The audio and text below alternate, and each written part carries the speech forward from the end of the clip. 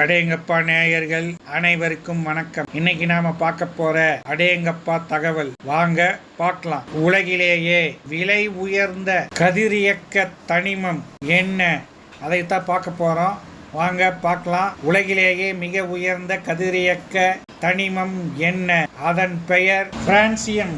இதோட விலை 1 கிராம் 8313 கோடி விலைக்கு செல்கிறது. இந்த பிரான்சியத்தோட ஆயுட்காலம் பார்த்தீங்கன்னா 22 நிமிடம் மட்டுமே. அப்புறம் அது வேறொரு உலோகமாக மாறிவிடும் தன்மை கொண்டது.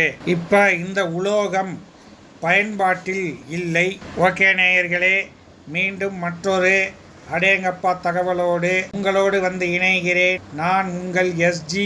நன்றி, வணக்கம்.